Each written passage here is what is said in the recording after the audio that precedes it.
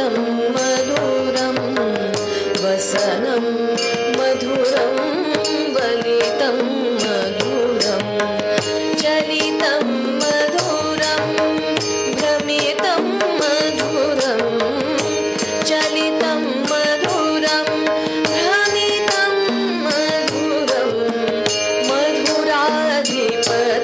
मधुराधिपतेरखिलं मधुरं मधुराधिपतेरखिलं मधुरं वेणुर्मधुरो रेणुर्मधुरो पाणिर्मधुरः पादौ मधुरं नृत्यं मधुरं सख्यं मधुरं नृत्यं मधुरं सख्यं मधुरं मधुराधिपतेरखिलं मधुरं मधुराधिपतेरखिलं मधुरं गीतं मधुरं पीतं मधुरं भुक्तं मधुरं सुप्तं मधुरं रूपं मधुरं तिलकं मधुरं रूपं मधुरं तिलकं मधुरं मधुराधिपतेरखिलं मधुरं मधुराधिपतेरखिलं मधुरम्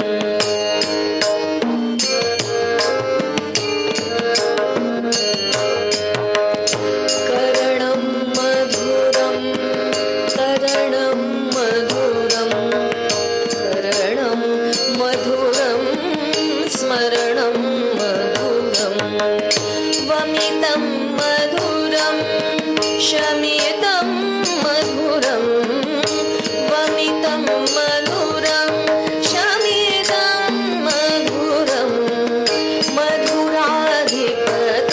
मधुराधिपतेरखिलं मधुरं मधुराधिपतेरखिलं मधुरं गुञ्जा मधुरा माला मधुरा यमुना मधुरा वीची मधुरा सलिलं मधुरं कमलं मधुरं सलिलं मधुरं कमलं मधुरं मधुराधिपतेरखिलं मधुरं मधुराधिपतेरखिलं मधुरं गोपी मधुरा लीला मधुरा युक्तं मधुरं भुक्तं मधुरं दृष्टं मधुरं शिष्टं मधुरं दृष्टं मधुरं शिष्टं मधुरं मधुराधिपतेरखिलं मधुरं मधुराधिपतेरखिलं मधुरम्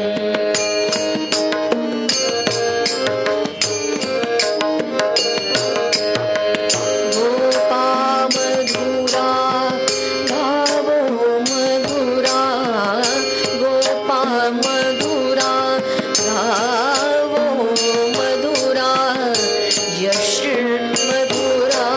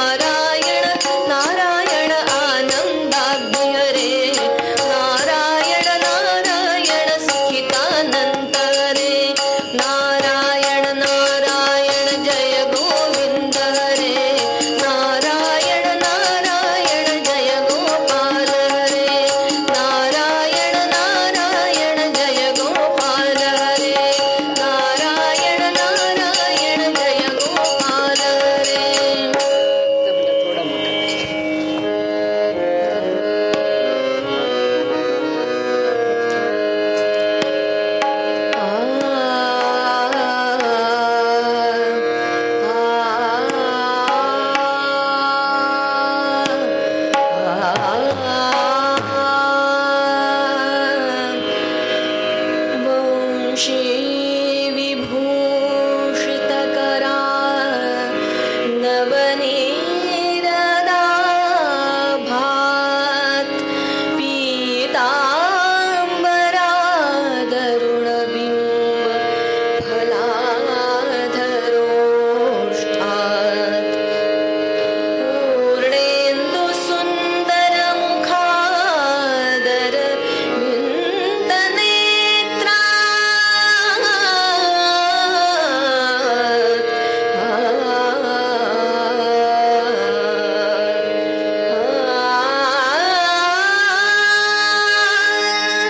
पूर्णेन्दु सुन्दरमुखादर विन्दनेत्रात् कृष्णात् परं किमपि तत्त्वमहं न जाने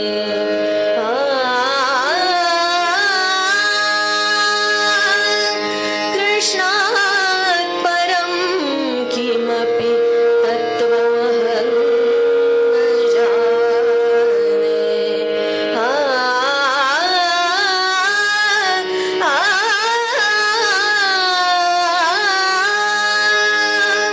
कृष्णात् परं किमपि तत्त्वमहं न जाने श्रीकृष्ण गोविन्द हरे मुरारे हे नाथ नारायण वासुदेव श्रीकृष्ण गोविन्द हरे मुरारे हे नाथ नारायण वासुदेव प्रद्युम्न दामोदर विश्वनाथ प्रद्युम्न दामोदर विश्वनाथ मुकुन्द विष्णु भगवन् नमस्ते श्रीकृष्ण गोविन्द हरे मुरारे हे नाथ नारायण वासुदेव प्रद्युम्न दामोदर विश्वनाथ प्रद्युम्न दामोदर विश्वनाथ मुकुन्द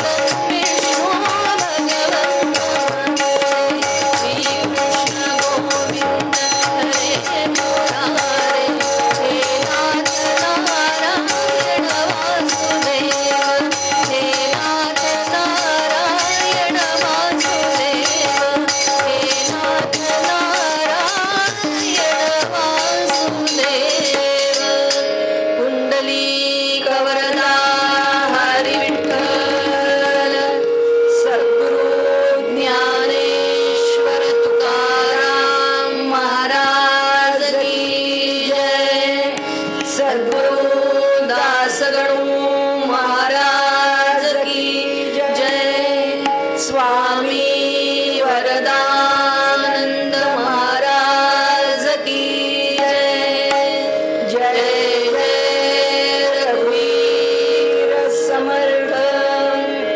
नमः पार्वती पते हर हर महादेव भारत माता की जय श्री शुक महामुनि जी की जय गोपाल कृष्ण भगवान की जय भागवत कथेचा 5वा दिवस.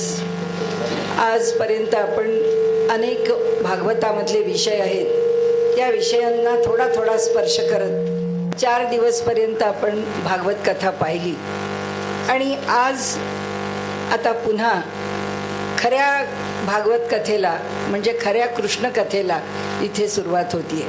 भागवतामध्ये अनेक ठिकाणी तर अशी प्रथा आहे की संपूर्ण भागवत सांगितलंही जात नाही, केवळ दशमस्कंधाचा विचार केला जातो, केवळ दशमस्कंध सांगितला जातो. कारण भगवंताची कथा आहे आणि तीच कथा विस्ताराने ऐकावी हेही त्याच्या मागचं धोरण असतं. ह्या दशमस्कंधाचं वैशिष्ट्य असं आहे की भगवंताच्या ज्या लीला आहेत, भगवंताचं स्वरूप आणि त्याच्या कार्याचं स्वरूप त्याच्या कारणरूप आणि कार्यरूप ब्रह्माचं स्वरूप सांगताना व्यासांनी ब्रह्मसूत्रामध्ये असं म्हटलंय की लोकवत्तू लीला कैवल्यम. म्हणाले या लोकांच्या मध्ये भगवंत जे करतो, या सर्व लोकांमध्ये 14 भुवनांमध्ये जे भगवंत कार्य करतो ते केवळ लीलेनी करतो. ती केवळ लीला आहे. त्या लीलेला दृष्टांत कशाचा? तर बाललीलेचाच. एखादं नवजात बालक आहे आणि त्या बालकानी त्याचे हात हलवले, पाय लांब लांब असे केले, किंवा पायांनी अंगठ्यांनी आपल्या मुठींनी तो कधी मुखात घालतो आहे, तर कधी आपल्या पायांचा विस्तार करतो आहे. या सगळ्या त्याच्या प्रत्येक कृतींच्या मध्ये कुठेही त्याला समजून उमजून हे करायचं आहे, आता मला हात हलवायचा आहे, आता मला पाय हलवायचा आहे, म्हणून ते नवजात अर्भक यातलं काही करत नाही. सहज आहे, त्याच्याकडनं स्वाभाविकरित्या घडतं. का घडतं हे सुद्धा त्याला त्याचा विचार करावा लागत नाही, इतकी त्याला सहजता आहे. तसं व्यास महर्षींनी म्हटलं आहे की ह्या भगवंताच्या ज्या लीला आहेत त्या भगवंताला करायच्या म्हणून कराव्या लागत नाही. भगवंताला त्याच्यामध्ये कोणता प्रयास करावा लागत नाही. भगवंतानी त्याकरता म्हणून काही पूर्वनियोजन केलंय आणि मग हे घडतंय असंही भगवंताला करावं लागत. भगवंताची जी माया आहे त्या मायेच्या आधाराने भगवंताच्या मागे एकच भूमिका आहे आणि ह्या सर्व लीलांच्या मागेही एकच भूमिका आहे की ह्या जगामध्ये एकोहम बहुस्याम प्रजायेय, मी एक आहे, बहुत नामरूपांमध्ये मी प्रकट व्हावं. आणि म्हणून भगवंत हा जो बहुत नामरूपामध्ये प्रकट झालेला आहे ते जे त्याचं प्राकट्य आहे त्यामध्ये त्याला सारखा एक समतोल साधायचा आहे, एक संतुलन साधायचं आहे. त्यांनी दोन्ही निर्माण केलंय आणि आपल्याला माहिती आहे त्यांनी खरं काही जे द्वंद्व म्हणून सुख आणि दुःख, तसंच चांगलं आणि वाईट असं त्यांनी निर्माण केलंच नाहीये. प्रत्येकाला वेगवेगळे गुणधर्म देऊन जन्माला घातले आणि त्यामुळे कधी आम्हाला सुई काटा आवश्यक आहे तर कधी आम्हाला त्याची आवश्यकता नाही आहे. म्हणजे जेव्हा आम्हाला टोचला जातो तेव्हा तो आम्हाला बोचतो आणि दुःखदायक होतो, आणि जेव्हा तो आमच्या कुंपणावर असतो तेव्हा तो आम्हाला सुखदायक असतो की चला घराचं संरक्षण झालंय. या ठिकाणी तो सुखदुःखाकरता भगवंत निर्माण करत नाही, तर भगवंत एकेका गुणधर्माने एक एक वस्तू निर्माण करतो. दैत्यांकडे काही विशेष गुण दिले, देवतांकडे काही विशेष गुण दिले, मानवांकडे काही विशेष गुण दिले, पण त्या प्रत्येक गुणाची जेव्हा विपरीतता आमच्या प्रत्ययाला येते त्यावेळी मात्र भगवंताला त्याच्यामध्ये संतुलन साधावं लागतं. की दैत्य अत्यंतिकच वेड्यावाकड्या आपल्या आचारांनी जगाला दुःखद करताय, किंवा देवता ह्या अत्यंत इंद्रियाधीन झालेल्या आहेत, सुखाधीन झालेल्या आहेत, त्यांना त्यांच्या जागेवर आणावं लागतं. आणि त्यामुळे हे जे संतुलन आहे, हे संतुलन साधताना जे कार्य करावं लागतं ते कार्य हे सगळं विश्व माझंच आहे, माझ्याच पासून निर्माण झालंय. पहिल्या दिवशी सुरू करताना आपण जे एका दृष्टांताने विचार मांडला की हे काय आहे, हे कोळ्याच्या जाळ्यासारखं आहे. तो कोळी जसा आपल्याच तोंडातून द्रवपदार्थ बाहेर काढतो आणि त्या द्रवपदार्थांनी आपल्याच भोवती जाळं विणतो आणि त्या विणलेल्या जाळ्यामध्ये तो स्वतः राहतो, आणि जेव्हा त्याला ते जाळं नको असतं तेव्हा त्या जाळ्याचा तो नाश करून टाकतो. अशा प्रकारे हे जे जाळं आहे हे जाळं आपण निर्माण करावं आणि आपण संपवावं. तसं भगवंत सुद्धा हा लोक आहे, हा निर्माण करतो आणि त्याचा नाशही तोच करतो. आणि म्हणून जे जे त्यांनी केलेलं आहे, जे जे त्याचं कार्य आहे, तो कार्य म्हणून करतच नाही, तो ती लीला म्हणून करतो. ह्या सृष्टीच्या करता असणारा सहज भाव म्हणून करतो. जसं आमच्या हातामध्ये किल्ली आहे किंवा आमच्याकडे कीचेन आहे आणि ती आम्ही सहज फिरवतो, हात ठेवून देतो. माणूस सहज डोक्यावरून केसावरून हात कशा करता फिरत नाही, कशा करता नाही. आता बोलताना असे हात हलवले, कशा करता हलवले, कशा करता नाही, कोणता हेतू नाहीये. तसं भगवंताच्या स्वतःच्या प्रेरणेनी आणि हेतूनी ह्यातलं भगवंत काही करत नाही. ही त्याची लीला आहे. ही लीला मायेच्या आधाराने आहे.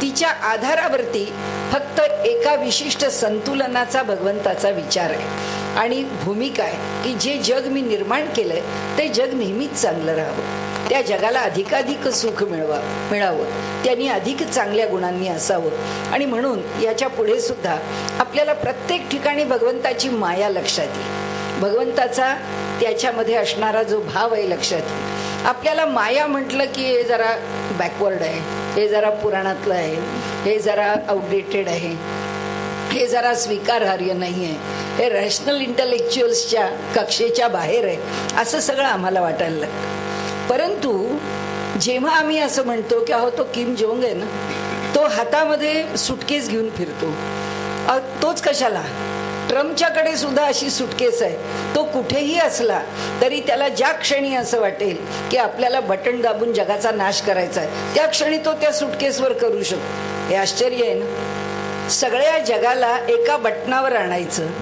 आणि त्या किम जोगनी सगळ्यांना दहशतीखाली ठेवायचं, हे काय आहे, मायाच आहे, हे दुसरं काय आहे. या किम जोंगनी सुटकेस तयार करावी, ट्रम्पनी हातात सुटकेस घ्यावी आणि त्याची आम्ही रसभरीत वर्णनं ऐकावीत.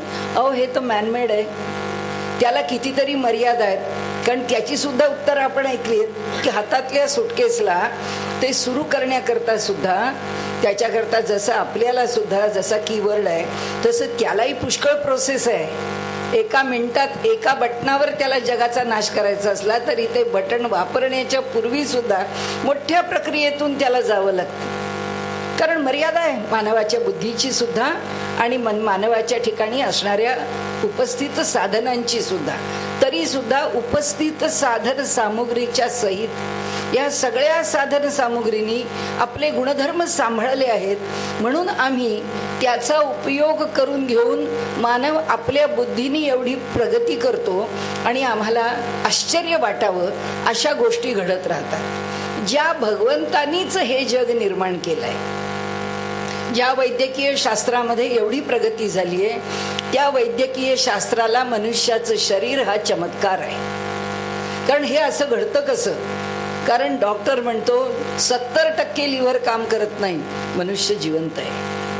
80% हृदय काम करत नाही, कशाला 15% 12% सुद्धा माणसं जिवंत आहेत. कोणत्याही क्षेत्राचा विचार जर आम्ही करत गेलो तर आमच्या असं लक्षात येतं की कुठल्याही स्थितीमध्ये मनुष्याचं जीवन चालू आहे, काहीही हातात नसताना सुद्धा, त्याचं शरीर त्याला पूर्ण अर्थाने त्रास देत नसताना सुद्धा, आणि मॅनमेड गोष्टी मानवाने बनवलेल्या, एक स्क्रू जरी सैल झाला तरी सुद्धा उपकरण काम करत नाही. एकाही गोष्टीत जर थोडीशी चूक झाली टेक्नॉलॉजीमध्ये, तंत्रज्ञानामध्ये, तर त्या ठिकाणी भयंकर असे अपघात होऊ शकतात, भयंकर असे विनाश होऊ शकतात. सांगण्याचा हेतू एकच आहे की भगवंताची माया पचवायला अवघड आहे, पण मनुष्यानी मर्यादेमध्ये केलेले काही प्रयोग, काही उद्योग किंवा काही प्राप्त करून घेतलेल्या वस्तू, त्या मात्र आम्हाला मान्य करण्यासारख्या वाटतात. हे मोठं आश्चर्य. त्यामुळे जेव्हा भगवंताची कथा आम्ही ऐकतो, जेव्हा भगवंताच्या कथांचं रहस्य आम्ही पाहतो, त्यावेळी एक लक्षात घ्यावं की ज्या मायेने आज आम्ही जगाला पुढे नेतोय ती माया एका बाजूला, आणि ज्या मायेच्या साह्याने भगवंतानी या जगामध्ये लीला केल्या आहेत ती माया एका बाजूला. ही माया कशाच्या आधारावर करते आणि आमची माया कशाच्या आधारावर करते, दोन्हीची तुलना करावी. तेव्हा जर आम्हाला वाटलं मानवाची माया अधिक श्रेष्ठ आहे, भगवंताची माया कनिष्ठ आहे, सोडून द्यावं, काही बिघडत नाही. भगवंताला आपण मानल्याने भगवंत श्रेष्ठ ठरत नाही, भगवंताला आम्ही नाकारल्याने त्याचं अस्तित्व संपत नाही. त्यामुळे ज्यांनी त्यांनी आपल्या ठिकाणी योग्य तो विचार करून भगवंताच्या संबंधाने आपल्याला कसं स्वीकार करायचा आहे तो स्वीकारावा. ये यथा माम प्रपद्यन्ते तांस्तथैव भजाम्यहम्. भगवंत सुद्धा जो जसा त्याच्याकडे पाहतो तसंच त्याचं त्याला फल देतो. त्यामुळे ही भगवंताची कथा ऐकताना हे जरा चाइल्डिश आहे असं म्हणून सोडून दिलं तर भगवंत म्हणतो राहू दे ना, तू पुष्कळ शहाणा आहेस, काही अडचण नाही मला. भगवंताच्या ह्या कथेमध्ये भगवंताचा महिमा मला कळतो आहे. भगवंता हा महिमा सांगता सांगता तू एकच कर की माझी बुद्धी भगवत भक्तीमध्ये अधिक स्थिर कर, अधिक विश्वासार्ह कर, माझ्या बुद्धीतला संशय दूर कर. कसा करशील सांग, कारण त्याशिवाय मला तुझी माया. असं आहे, कोणत्याही विषयाला शरण जायचं, कोणत्याही शाखेमध्ये प्रवेश मिळवायचा, तर आपल्याला त्याचं मिनिमम क्वालिफिकेशन मिळवावंच लागतं. आमची कमीत कमी गुणवत्ता सिद्ध करावीच लागते. इथे सुद्धा आहे, भगवंतानी असे सायंटिस्ट प्रश्न विचारतात. काय असतं, आमच्यासारखे प्रवचनकार हे सगळे ना गरीब बिचारे असतात, ते कुणी यावं आणि त्यांना थापटावं असं सायंटिस्ट विचारतात. हो काय हो बाई, एवढ्या मोठ्या भगवंताच्या कथा सांगता. म्हणाले मी आज 70 वर्ष देवाची पूजा करतोय, कधी म्हणाले तो आला का आणि त्यांनी मला विचारलं का की hello mister how are you, असं म्हणाले त्यांनी मला कधी विचारलं असतं तर कशाला येईल, गरज काय. त्यांनी तुला विचारायला यावं याकरता, त्या क्षेत्रामध्ये पोचण्याकरता आम्ही काय केलं, त्यांनी विचारण्याकरता त्याच्या क्षेत्रात गेलं पाहिजे. इथे भारतात राहून अमेरिकेच्या गोष्टी करता येणार नाही, अमेरिकेत जाऊन कराव्या लागतील. आणि त्यामुळे इथे हा राजा परीक्षित म्हणतो शुक महामुनींना की भगवान, आपण चंद्रवंशाचा, सूर्यवंशाचा आम्हाला विस्तार सांगितला, दोन्ही वंशाच्या राजांच्या अप्रतिम कथा आपण आम्हाला सांगितल्या. म्हणाले आता आम्हाला असं कळतं आहे की साक्षात शेष भगवान बलरामाचा अवतार घेऊन, भगवंताचा जो अंश अवतार आहे त्याबरोबर भगवान श्रीकृष्णाचं प्राकट्य सुद्धा इथे झालेलं आहे. आता त्यांचं चरित्र आम्हाला ऐकवावं. आणि म्हणाले मला माझ्या मनाला मोठा आल्हाद द्यावा. म्हणाले हे जे विद्वान आहेत हे आपण स्वतःही श्रेष्ठ असे अधिकारी आहात. म्हणाले भगवंताला या सर्व विद्वानांनी जे आम्हाला सांगितलंय तेच मी आपल्या पुढे एकदा सांगतो की भगवंतांनी शरीर धारण करून आम्हाला जे शरीर दिलंय त्याच्यामध्ये अंतरात्मा म्हणून राहून आम्हाला अमरत्व दिलंय. त्याचबरोबर बाहेर राहून ह्या आमच्या शरीराला त्यांनी कालरूपाने मृत्यू दिला आहे. आणि त्याचबरोबर स्वतः मनुष्य रूपाने प्रकट होऊन त्यांनी आपल्या लीला केलेल्या आहेत.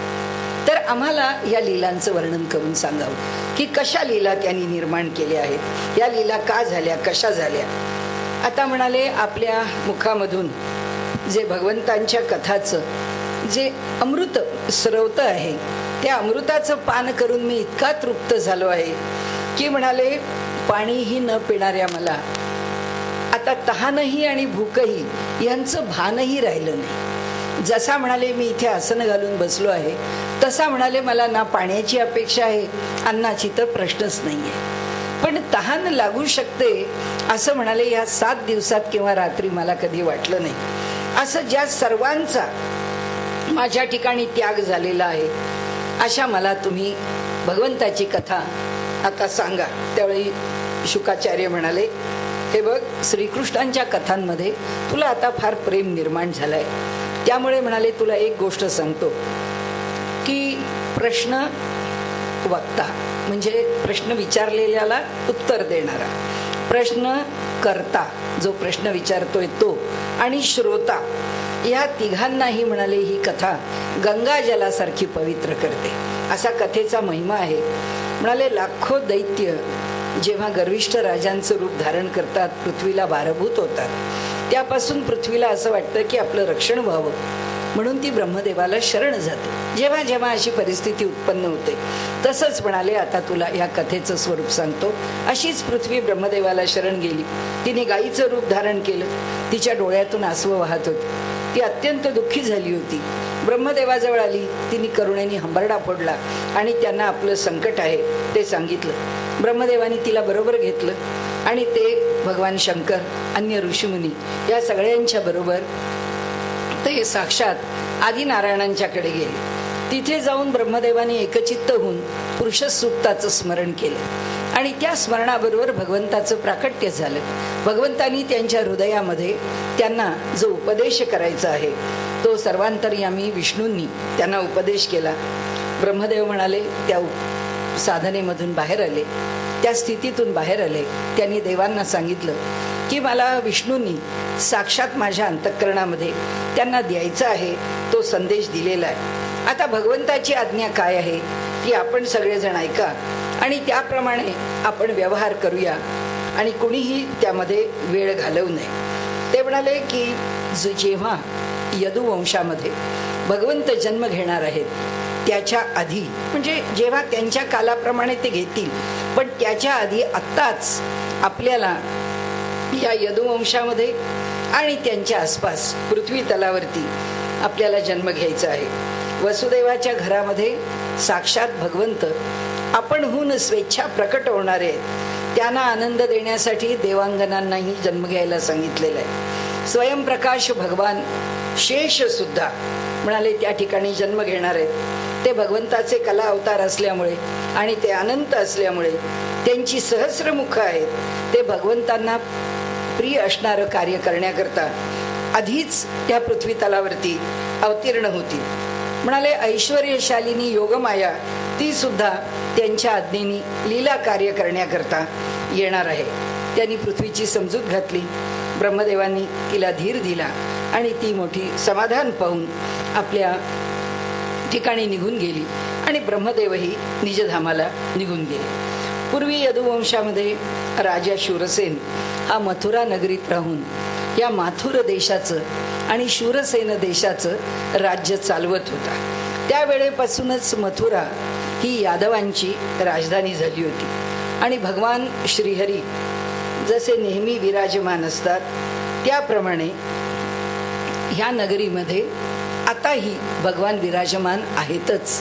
म्हणाले काल कोणताही येवो, पण भगवान श्रीहरींचं वास्तव्य हे मथुरेत अखंड आहे, अक्षय्य आहे.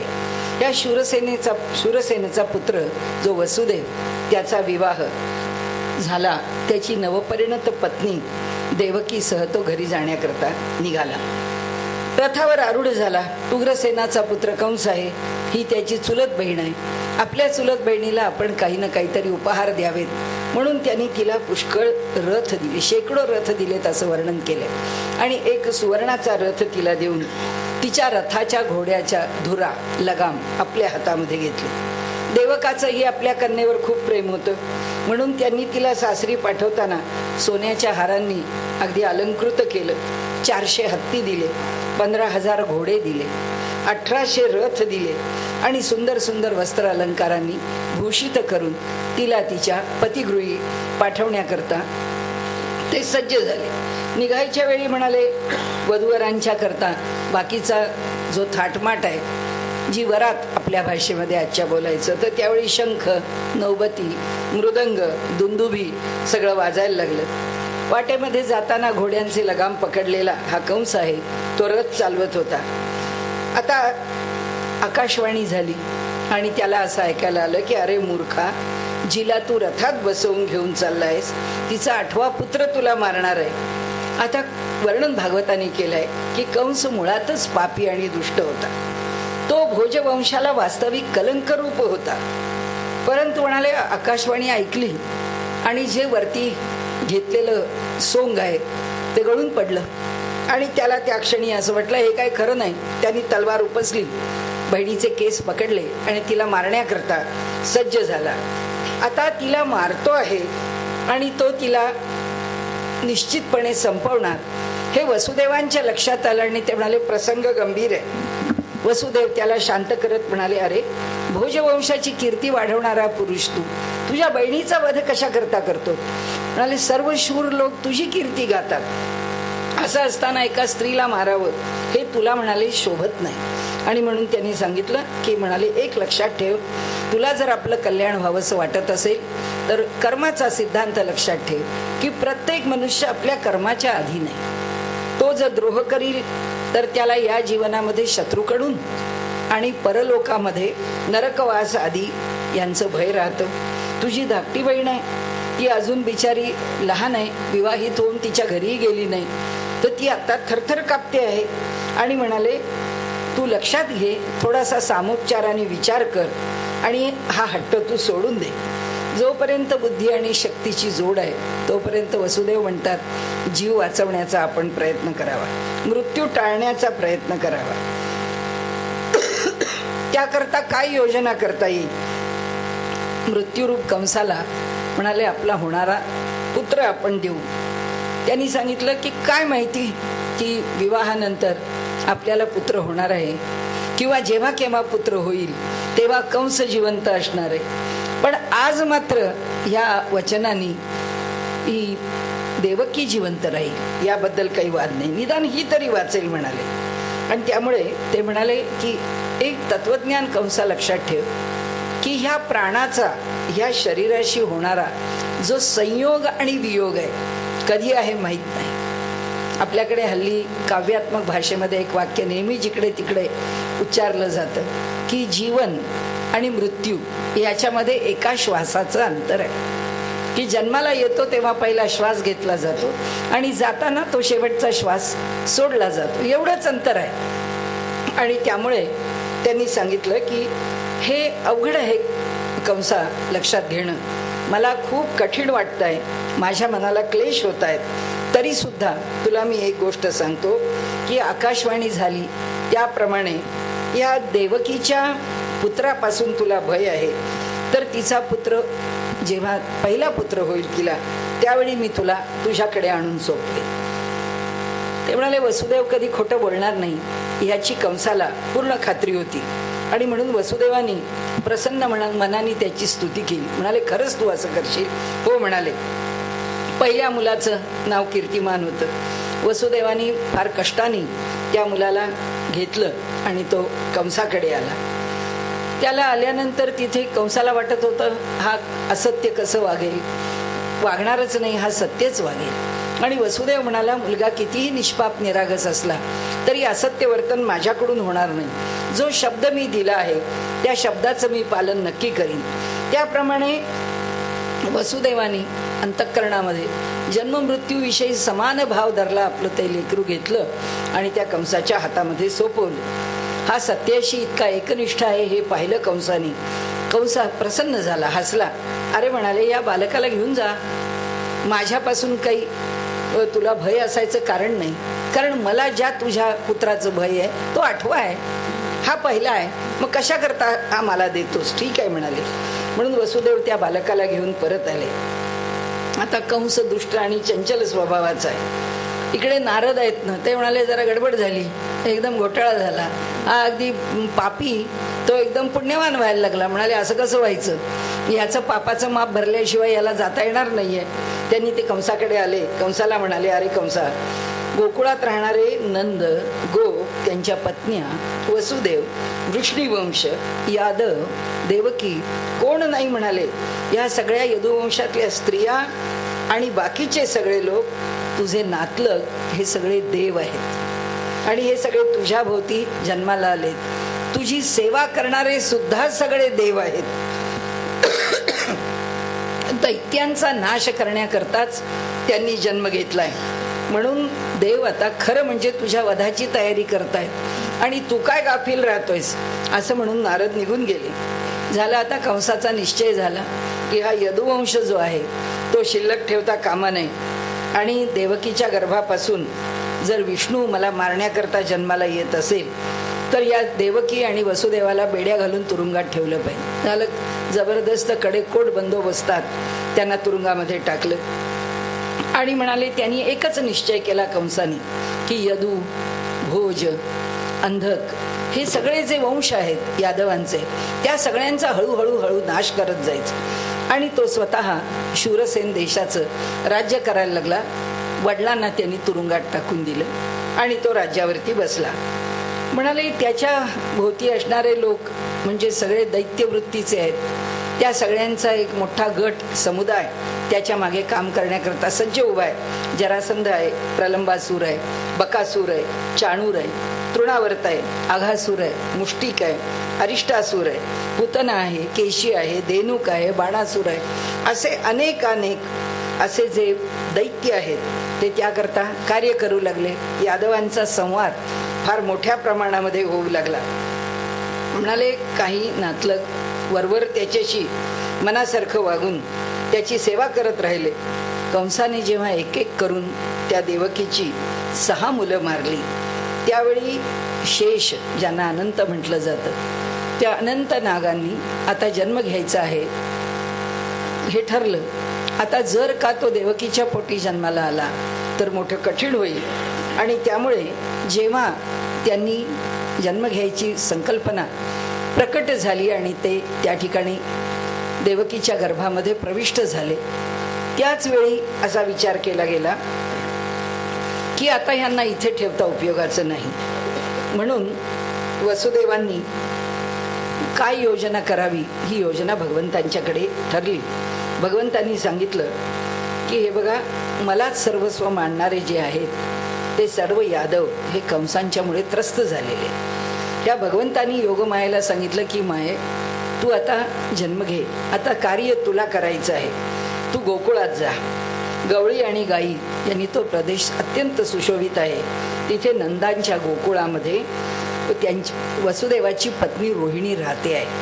त्यांच्या ठिकाणी बाकीच्या वसुदेवांच्या पत्नीही इतरत्र भिवून कुठे ना कुठेतरी लपून राहिलेल्या आहेत. त्यामुळे सध्या माझा जो शेष हा अंशावतार आहे तो देवकीच्या गर्भारूपाने राहिलेला आहे. त्याला तिथून काढ आणि रोहिणीच्या गर्भामध्ये ठेवून दे. आता जेव्हा ट्रान्सप्लांट आलेलं आहे त्यावेळी लोक म्हणतील हो हो, म्हणजे त्याही मग लगेच लिहायला सुरुवात की हो आत्ताच काय, त्या काळात सुद्धा असं होत होतं. त्याही वेळी ट्रान्सप्लांटची जी कला आहे ती त्याही वेळी अस्तित्वात होती. असो, टेस्ट्यूब बेबी लगेच कौरवांच्या इथे 100 पुत्र की झालं, हे कौरव 100 आहेत, आमच्या इकडे टेस्ट्यूब बेबी. अरे, त्यांनी केल्यावर तुम्ही कशा करता? आमच्याकडे आहे ते काय आहे ह्याचा सरळ शोध घेत गेलो तर आपण त्याच्यापर्यंत पोहोचू. आम्हाला तिकडून आलं की हे बघायची इच्छा होते. त्यावेळी एक आरोप जयंतराव नारळीकरांच्या वडिलांनी सांगितला. ते म्हणाले की जेव्हा आमचे विद्वान असं लिहितात की अहो अलीकडे हा शोध लागला, अहो हा शोध आमच्या वेदात आहे, बघा हा मंत्र आहे, ते म्हणाले जर तो वेदामध्ये आधी आहेच तर मग त्यांच्या शोधानंतर का सांगता? आधी तुम्हीच सांगा ना. आधी आम्ही सांगू शकणार नाही का? नक्की सांगू शकतो. आज जगभरामध्ये असलेल्या एवढ्या ॲडव्हान्स टेक्नॉलॉजीमध्ये आम्ही एवढे ॲडव्हान्स आहोत की आज एरोनॉटिकल इंजिनिअरिंग असो किंवा काही असो, आज ज्या प्रकारची रॉकेट्स आम्ही तयार केली आहेत जगभरात कुठे नाही आहेत. आज त्याचं आज झालं ना, आपल्या सकाळच्या 26 जानेवारीच्या परेडमध्ये त्याचाही उल्लेख झाला, त्याचंही प्रात्यक्षिक झालं. एवढी जर आमच्याकडे समृद्धता आहे बुद्धीची, तर हे वैचारिक दारिद्र्य कशा करता हा प्रश्न आहे. आणि त्यामुळे ते म्हणाले की त्या योगमायेनी हे ट्रान्सप्लांटेशन केलं, त्या इथून त्या गर्भाला तिथे नेऊन ठेवलं. म्हणाले आता या ठिकाणी हा जो देवकीचा पुत्र आहे तो ह्या सर्व शक्तीच्या सहित नंदपत्नीच्या ठिकाणी आता जाऊन राहील, म्हणजे त्यांच्याबरोबर असलेल्या रोहिणी जवळ जाऊन राहील आणि त्याचा जन्म इथेच होईल.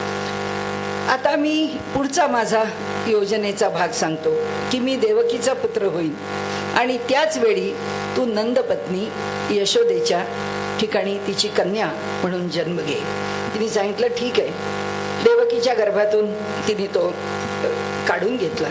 शेषांना त्यामुळे संकर्षण म्हटलेलं आहे की याचं त्या गर्भाचं संकर्षण करणे. दुसऱ्या ठिकाणी नेऊन त्यांनी आता जी घटना आहे त्याच्या पुढे त्यांनी थोडक्यामध्ये हा विषय मांडलाय. ते म्हणाले की त्याचा जन्म झाल्यानंतर ते संकर्षण म्हणून ओळखले जातील. आपल्या समोरच्या लोकांचं पूर्णपणाने अनुरंजन करणारे म्हणून ते राम या नावाने ओळखले जातील आणि ते अत्यंत बलवानांच्या मध्ये श्रेष्ठ असल्यामुळे ते बल म्हणून ओळखले जातील आणि सर्व लोक त्यांना बलराम ह्या नावाने विशेष ओळखतील. अशा प्रकारे भगवंतांनी सगळं तिला सांगितलं आणि त्याप्रमाणे घडलं. हे झाल्यानंतर आता पुढे कंसाच्या कारागृहामध्ये ही देवकी बंदिस्त स्थितीमध्ये आहे. 5-6 महिन्याचा तो गर्भ आहे. आता देवकीला सगळे विचारल काय झालं काय झालं काय झालं. तेव्हा देवकीने सांगितलं की नाही, त्या गर्भाचा पात झाला आणि त्यामुळे मी दुर्दैवी ठरले. मग हीच वार्ता सर्व दूर गेली. आता तिच्या लक्षात आलं की आता आपल्या देहामध्ये साक्षात भगवान कृष्णाचं प्राकट्य होणार आहे. आपल्या देहाचा तो आश्रय घेणार आहे. त्याबरोबर तिचे सगळे भाव बदलले, तिची वृत्ती बदलली. तिच्या इच्छा आकांक्षा मनातल्या संकल्प भावना या सर्व गोष्टी बदलत चालल्या. उठता बसता खाता पिता जागेपणी झोपेत सर्व दूर तिला कृष्ण दिसत होता. आणि आता 8वा जन्माला येणार म्हणून उठता बसता खाता पिता कंसाला सुद्धा कृष्णच दिसत होता. कारण तोही म्हणाला साक्षात माझा काळ जन्माला यायचा आणि इथे हिला साक्षात भगवंत आपल्या आश्रयाने राहणार आहेत. भगवंताचा इतका निकट सहवास आपल्याला प्राप्त होणार आहे. म्हणाले सर्व देवता एकत्र आल्या. नारद शंकर ऋषी मुनी आणि त्या सर्वांनी ऋषीमुनींच्या सहित जेव्हा देवकी जिथे आहे तिथे जाण्याची इच्छा करून त्या स्थानावरती ते गेले आणि त्यांनी भगवंताची स्तुती करायला सुरुवात केली. आणि त्यांनी म्हटलं की भगवंता तुम्ही या ठिकाणी देवकी मातेच्या उदरात आहात. आपल्या उदरामध्ये आम्हाला सर्वांना कल्याण करण्याकरता देवकीच्या पुढे बसून ते स्तुती करतायत. म्हणून आता तिला संबोधून म्हणतायत की आपल्या उदरामध्ये आम्हा सर्वांचं कल्याण करण्याकरता स्वतः भगवान पुरुषोत्तम आपल्या इथे येणार आहे. ही मोठी सगळ्यांच्या भाग्याची गोष्ट आहे. आजपर्यंत आपल्या प्रत्येक पुत्राकरता आपल्या अंतःकरणात जे भय होतं ते भय आता सोडून द्या. आणि म्हणाले हा जो कंस आहे याला आता अजिबात भिवू नका. हा आपला पुत्र हा यदुवंशाचं निश्चित रक्षण करी. असं म्हटल्यानंतर आता शुकमुनी म्हणतात की ज्यावेळी आकाशामध्ये रोहिणी नक्षत्र होतं, आकाशातली सगळी नक्षत्र आपल्या उत्तम योगामध्ये होती. ग्रह आणि तारे अत्यंत सुशोभित दिसत होते. आपल्या विशेष प्रकाशाने प्रकट झाले होते. सगळ्या दिशा प्रसन्न होत्या. आकाशामध्ये तारे तेजाने झगमगत होते. पृथ्वीवरची सगळी शहरं गावं गवळीवाडे खाणी अत्यंत मंगलमय झाल्या होत्या. नद्यांचं पाणी स्वच्छ झालं होतं. सरोवरामध्ये कमळं उमलली होती. वनामधल्या वृक्षांच्या रांगांमध्ये पुष्पांनी लगडलेले ते वृक्ष अत्यंत सुशोभित दिसत होते. ते पक्षी किलबिल करत होते, भ्रमर गुंजारव करत होते. पवित्र आणि सुगंधी वारा आपल्या स्पर्शाने सगळ्या लोकांना सुखी करत होता. म्हणजे ब्राह्मणांच्या अग्निहोत्रामध्ये या कंसाच्या भयाने सगळे होम आदी बंद पडल्यामुळे अग्नी विझून गेले होते. आता आपोआप ते सगळे अग्नी प्रज्वलित झाले. असुरांचा नाश करण्याची इच्छा असणारे हे सज्जन आहेत. त्यांना कोणत्याही घटनेशिवाय अंतःकरणामध्ये अभय प्राप्त झालं होतं. म्हणाले चारण स्तुती करायला लागले होते. किन्नर आणि गंधर्व गायला लागले होते. विद्याधरांच्या स्त्रिया अप्सरांच्या बरोबर नृत्य करायला लागल्या होत्या. देव आणि ऋषी आनंदित झाले आणि आकाशातून पुष्पवर्षाव करायला लागले. माहित नाही का, म्हणाले पाण्याने भरलेले ढग समुद्राच्या जवळ आले. सौम्य सौम्य ते गर्जना करायला लागले. असा मृदू मृदू नाद जो आहे त्या नादामध्ये भगवंताचं या ठिकाणी प्राकट्य झालं.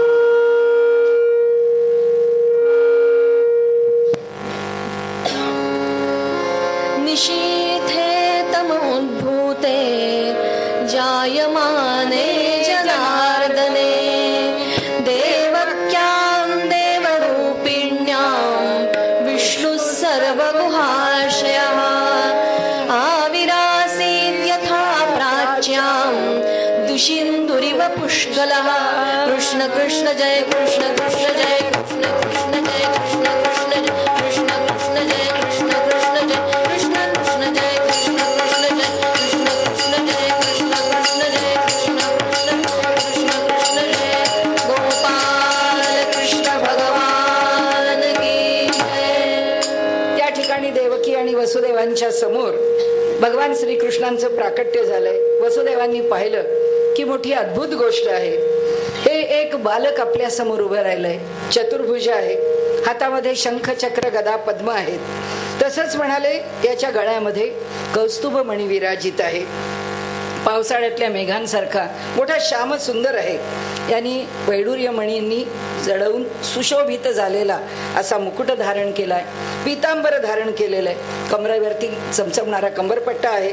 दंडावरती बाजूबंद आहेत. मनगटामध्ये कंकण आहेत. असा मोठा देखणा अतिशय सुंदर हे जे रूप आहे हे आपल्या समोर पुत्र रूपाने प्रकट झालं आहे. याचा त्यांना आनंद झाला. कुंदरदन अरविंद वदन शतचंद मदन समचारुतरा पीतांबर धृत कंबर माला अंबर कांती मुकुटधरा चतुर्भुजा भास्करा गोजिरी प्रियंकराजी भक्तांची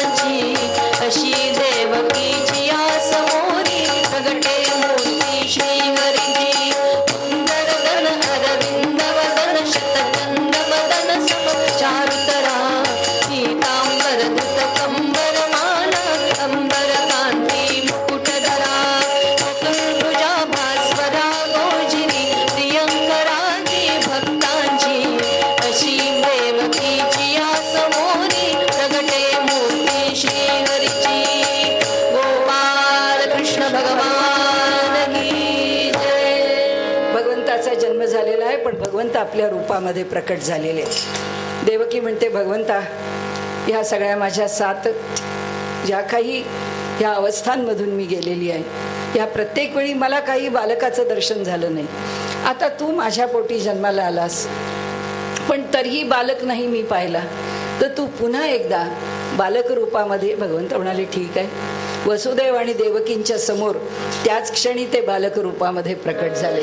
कुंदरदन अरविंद वदन शतचंद मदन समचारुतरा पीतांबर धृत कंबर माला अंबर कांती मुकुटधरा चतुर्भुजा भास्वरा भोजिरी प्रियंकराजी भक्तांची अशी देवकीची या समोरी प्रगटे मूर्ती श्रीहरीची. कुंदरदन अरविंद वदन शतचंद वदन समचारुतरा पीतांबर धृत कंबर माला अंबर कांती मुकुटधरा चतुर्भुजा भास्वरा भोजिरी प्रियंकराजी भक्तांची अशी देवकीची या समोरी प्रगटे मूर्ती श्रीहरीची. गोपाल कृष्ण भगवान की जय. आता त्या लहानशा बालकाला देवकीने आपल्या मांडीवर घेतलं. त्याला चांगलं निहाळलं, केस कसे आहेत, डोळे कसे आहेत, नाक कसं आहे. तिने तिचे हात पाहिले, त्याचे पाय पाहिले.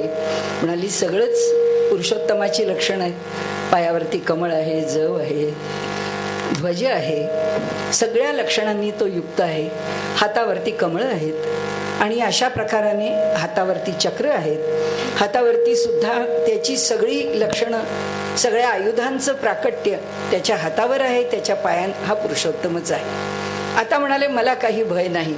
आता कंसाची भीती आता मला वाटायचं काही कारण नाही. आता म्हणाली, मी भगवंता, मी तुला आता दोन्ही रूपामध्ये पाहिलेलं आहे.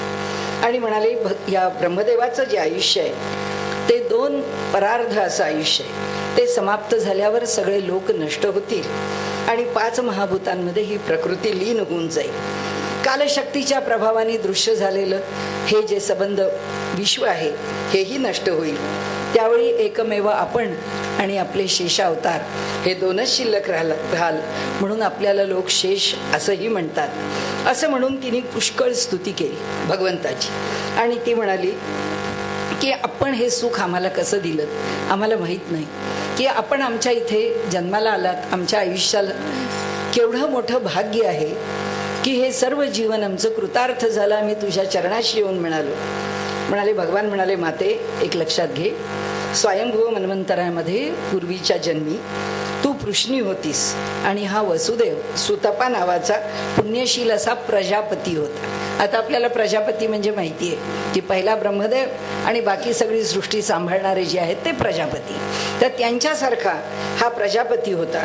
या प्रजापतीने त्या जेव्हा ब्रह्मदेवांनी सांगितलं की तुम्हाला आता संतती प्राप्त व्हावी, तर त्यावेळी ते म्हणाले की आम्ही पुष्कळ तपश्चर्या करू, पण ब्रह्मदेवा, आमची एकच इच्छा आहे की आम्हाला साक्षात भगवंत आम्हाला प्राप्त व्हावा आणि संतती म्हणून आमच्या ठिकाणी भगवंताचं प्राकट्य व्हावं. ते म्हणाले, ठीक आहे. ब्रह्मदेवांनी त्यांना तोही वर दिला आणि म्हणाले, माझ्यासारख्या पुत्राची प्राप्ती व्हावी असा वर तुम्हाला मिळाला.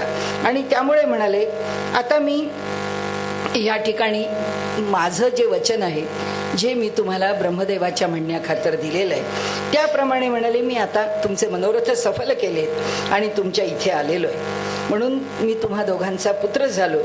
त्यावेळी मी वृष्णीगर्भ या नावाने प्रख्यात झालो. पुढच्या जन्मामध्ये हे एक झालं. पुढचा जन्म आला, तू म्हणाले आदिती झालीस आणि हे सुतपा हे म्हणाले वसुदेव झाले. आणि त्यामध्ये हे वसुदेव हे कश्यप झाले.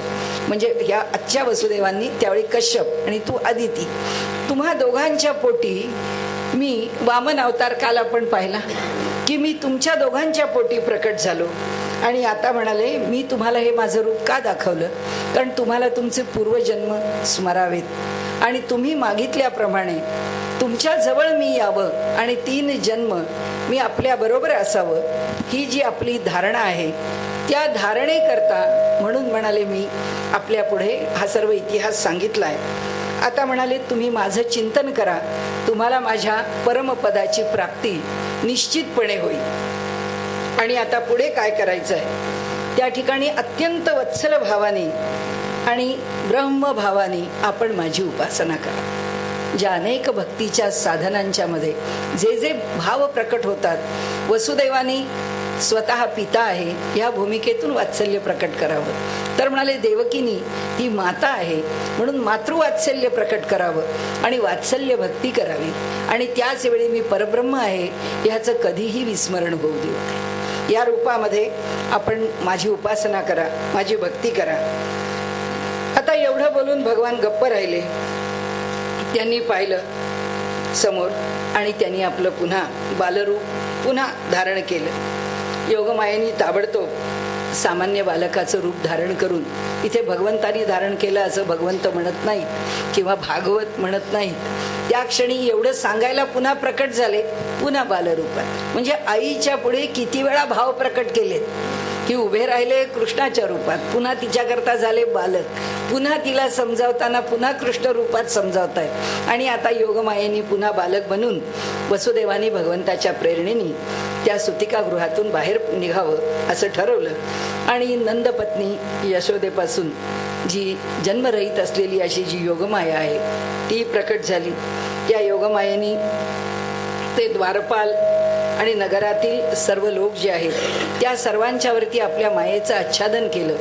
आणि त्यामुळे लोकांना इतकी गाढ झोप लागली की त्यांना काही कळलं नाही. कारागृहाचे दरवाजे बंद होते ते उघडले. मोठ्या मोठ्या फळा, लोखंडी दरवाजे, त्याला अडकवलेले अडसर सगळे आपोआप सुटून पडले. आणि म्हणाले ढग हळूहळू गर्जना करायला लागले. हळूहळू मंगल मंगल असा मृदू मृदू असा वर्षाव करायला लागले. परंतु हा वर्षाव कृष्णाला भिजवू नये म्हणून शेषांनी वसुदेव डोक्यावरती आपल्या टोपलीमध्ये कृष्णाला घेऊन जात आहेत आणि त्यांच्यावरती शेषांनी फणा धरलेला आहे की कृष्णाला हा जो मृदू मृदू पडणारा पाऊस आहे तो सुद्धा लागू नये.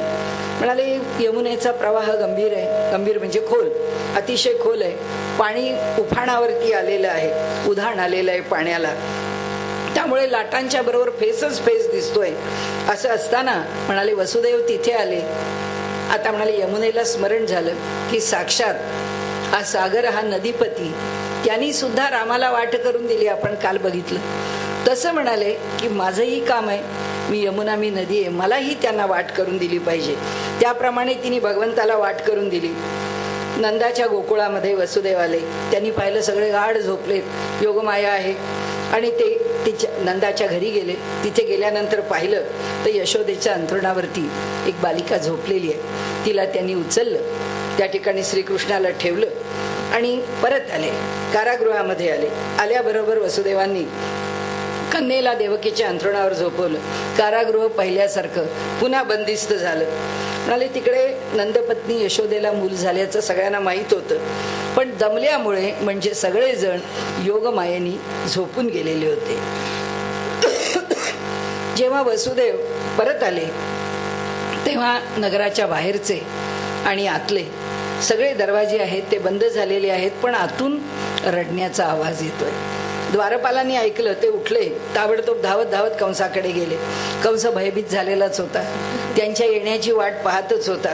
तो उठला, तो म्हणाला झाला माझ्या काळाचा जन्म झाला, व्याकुळ झाला, केस विस्कटलेले आहेत, त्याला देहाचं भान नाही, त्याला चालता येत नाहीये, अडखळतो आहे. असं त्यांनी पुन्हा प्रस्खलन मुक्त भूर्धजहा, त्याच्या केस सगळे मुक्त झालेले आहेत आणि त्याला चालता येत नाही, असं अडखळतोय, प्रस्खलन पुन्हा पुन्हा पडतोय आणि म्हणाले चालतोय. आता ही सती देवकी दीनवाणी झाली. म्हणाले कुणाचं लेकरू आपल्या इथे आणून ठेवलं, कारण नसताना म्हणे हाकला, आता माझा भाऊ त्या लेकराला काहीतरी त्रास देईल. आणि तिला फार दुःख होऊन ती बिचारी, तिचं काय करावं, तिला कसं सांभाळावं, ही कन्या कशी माझ्या ठिकाणी सुरक्षित राहील. तोवर कंस पोचलाच. तिने कंसाला सांगितलं, कंसा तुला वाटलं होतं माझा 8वा पुत्र असेल, पण मला तर कन्याच झाली आहे. ही तर तुझी सून होईल रे, हिला तू काही मारू नकोस, हिला तू त्रास देऊ नकोस. आणि म्हणाले स्त्रियांना मारणं हे तर योग्यच नाहीये. म्हणाले हे मी अभागिनी आहे. तिने त्या ठिकाणी शब्द वापरलाय, मंदाया अंगे माम चरमाम प्रजाम, म्हणाले मी प्रजा आहे तुझी आणि अगदी मंदभाग्य अशी प्रजा आहे, एकच कन्या मला प्राप्त झाली आहे, तिला कशा करता त्रास देतोस? तर म्हणाले तिला राहू दे, ते माझं शेवटचं मूल तरी माझ्याजवळ ठेव. पण श्रीकृष्णाने ते काय ऐकलं नाही. त्या ठिकाणी कंसाने त्या ठिकाणी काही ऐकलं नाही. ही श्रीकृष्णाची धाकटी बहीण आहे, तिला आपल्या हातात धरलं आणि तिला आता त्या दगडावरती नेहमीप्रमाणे आपटणार त्याच्या आधी ती त्याच्या हातातून सुटून घेतली आणि हातामध्ये अष्टभुजा देवीसारखी प्रकट झाली. भगवंतांनी तिला आधीच आशीर्वाद दिलेला आहे की म्हणाले, हे योगमाये, तू जेव्हा हे कार्य करशील ना, तेव्हा तू अनेक रूपामध्ये पृथ्वी तलावरती प्रकट होशील आणि लोक या योगमायेची उपासना फार श्रद्धेने करतील आणि त्यामुळे म्हणाले, देवी तुझी अनेक रूप या जगात प्रकट झालेली असतील. या ठिकाणी सगळेच आता आकाशामधून स्तुती करतायत. म्हणाले, अरे ती आकाशातून म्हणते, त्यातलं दर्शन होतं तिचं, अरे मूर्खा, मला मारून तुला काय मिळणार आहे? तुझ्या मागच्या जन्मातला तुझा शत्रू तर तुला मारण्याकरता कुठेतरी दुसरीकडेच जन्माला आलेला आहे. आता तू निर्दोष बालकांची निदान विनाकारण हत्या तरी करू नकोस, असं म्हणून ती भगवती योगमाया त्या स्थानावर निघून गेली, अंतर्धान पावली आणि पृथ्वीवरती अनेक ठिकाणी ती वेगवेगळ्या रूपामध्ये प्रकट झाली, असं भागवतांनी या ठिकाणी वर्णन केलंय. आता कंसाला पश्चाताप झाला.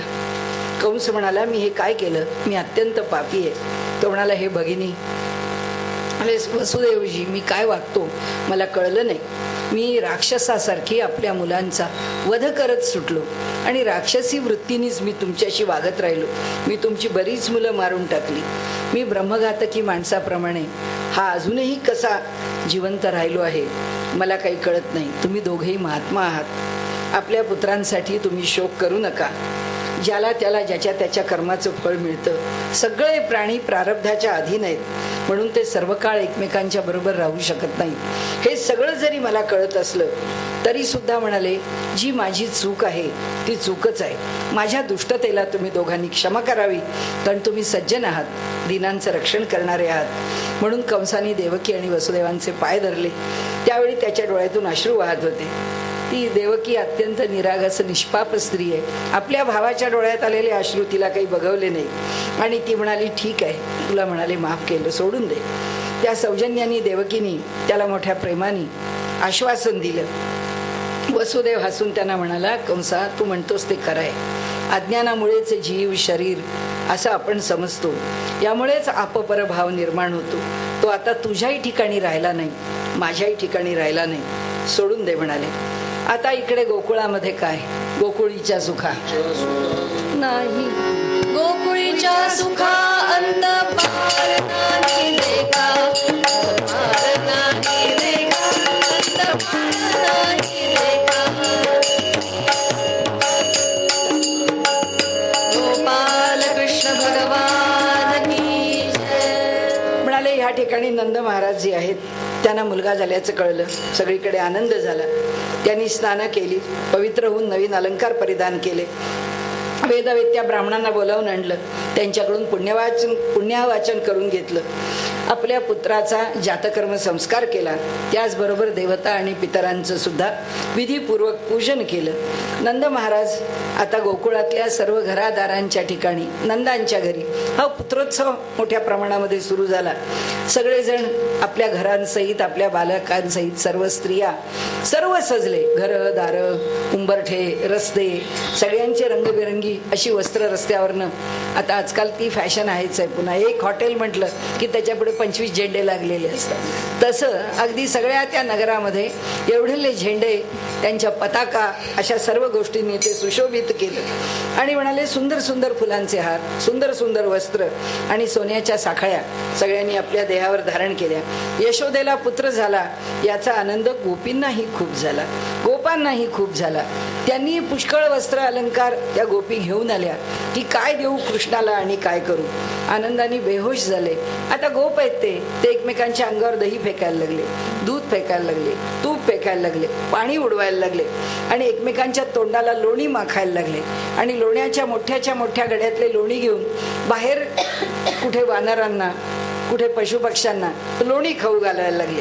म्हणाले, नृत्य वाद्य हे सगळे या स्त्रिया वाजवायला लागल्या आणि ज्यांचा यावरच निर्वाह होतो अशा ज्या स्त्रिया आहेत, त्याही स्त्रिया ज्या गणिका आहेत त्याही तिथे आल्या आणि त्यांनीही या सगळ्यांचा मोठा जो उत्सव आहे त्या उत्सवाला एक चांगल्या प्रकारची जोड दिली. उत्तम गायन करत होत्या, उत्तम नृत्य करत होत्या आणि त्यांनी त्या सगळ्या उत्सवाला मोठी बहार आणली.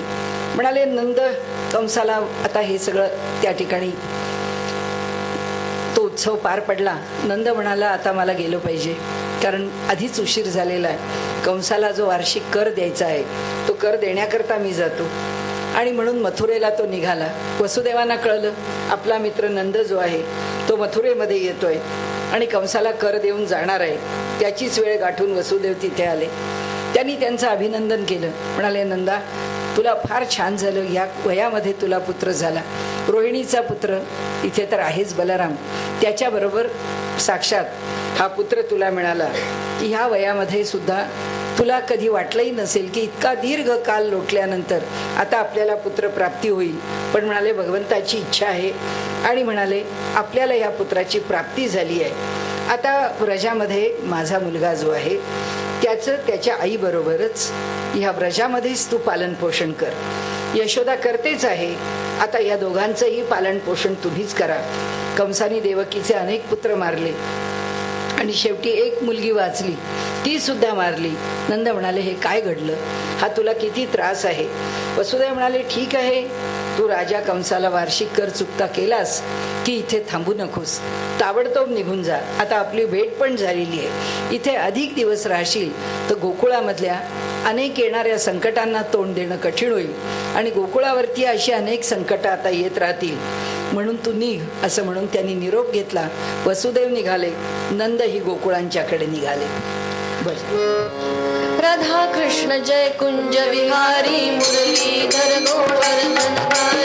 राधा कृष्ण जय कुंज विहारी मुरलीधर गोवर्धनधारी. राधा कृष्ण जय कुंज विहारी मुरलीधर गोवर्धनधारी. राधा कृष्ण जय कुंज विहारी मुरलीधर गोवर्धनधारी. राधा कृष्ण जय कुंज विहारी मुरलीधर गोवर्धनधारी.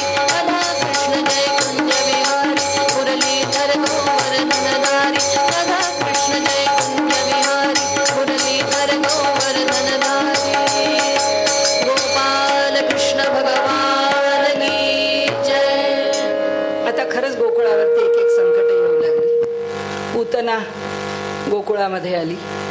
तिने मोठा सुंदर वेश परिधान केला होता. गवळ्यांच्या वस्तीमध्ये लहान लहान मुलं फिरत होती. त्यांना मोठं आकर्षण वाटलं की काय व ही कोण आहे. आकाशमार्गाने जाऊ शकणारी ही जी पूतना आहे ती स्वेच्छाविहारी आहे आणि एक सुंदर तरुणी म्हणून त्या गोकुळात आली. गोप गोपी ही सगळी खेडवळ माणसं ही आपली शहरातनं आलेली. म्हणाले कोण सेलिब्रिटी आहे माहिती नाही, पण म्हणाले आपल्याकडे आली आहे खरी. आणि त्याप्रमाणे आपलं मधुर हास्य करत उत्तमोत्तम कटाक्ष टाकत त्या सगळ्या गोकुळवासियांचं चित्त ती आपल्याकडे वेधून घेत होती. हातात कमळ घेऊन आली आहे. त्या लोकांना वाटलं खेडेगावचे बिचारे निष्पाप आहेत. ते म्हणाले ही बहुतेक लक्ष्मीच असली पाहिजे आणि आपल्या इथे या आपल्या कृष्णाचं दर्शन, कृष्ण म्हणजे आपण म्हणतोय पण आपल्या इथे जन्मलेल्या बालकाचं बहुतेक दर्शन घ्यायला आलेली आहे. आता या ठिकाणी येते आपल्याला पुष्कळ कथा आहेत म्हणून आपण त्याचं फार वर्णन करत राहायला नको. आली तिथे आत आल्यावर म्हणते की मी तुझा पुत्र मला पाहायचा आहे. यशोदा म्हणते मोठं प्रस्थ आहे बाबा, नाही हो कसं म्हणायचं. तिला आत बोलावते. ती जाते बालकाच्या जवळ. गेल्यानंतर ती त्या बालकाला उचलते. तर भगवंतांनी असं वर्णन, भागवतांनी असं वर्णन केलंय आणि भगवंतांनी असं म्हटलंय की काय माहिती आहे हिला की दोरी समजून उचलायला गेली आहे पण हा साप आहे आणि ती सापाला उचलते आणि तिला ही दोरी आहे असं वाटतंय. असा उलटा दृष्टांत भागवतांनी दिलाय की आपल्याकडे आभासा करता रज्जूवरती सर्पाचा भास आहे, तर भगवंत म्हणतात सर्पावरती हिला रज्जूचा भास झालाय आणि मोठ्या निर्धोकपणाने ही मला उचलती आहे. रोहिणींनी आणि यशोदेनी पाहिलं. तिच्या सौंदर्याने हतप्रभ झाल्या आणि तिच्याकडे त्या पाहतच राहिल्या. आता तिने सांगितलं की हे लहान बालक आहे, मी त्याला माझ्या जवळ घेते आणि त्याला स्तनपान करते. त्याबरोबर भगवंत म्हणाला अनायसे मला सोपी संधी दिलीस तू. भगवंतानी तिच्या दुधाच्या बरोबर सगळं मायावी आहे, रूप मायावी आहे, तिचं दूध मायावी आहे, त्यामध्ये भरून घेतलेलं विष आहे. त्या सर्व विषांच्या सहित भगवंतानी तिचे प्राण ओढले. ती इतकी तळमळू लागली आणि मला वाचवा, अरे सोड भगवंता मला वाचव.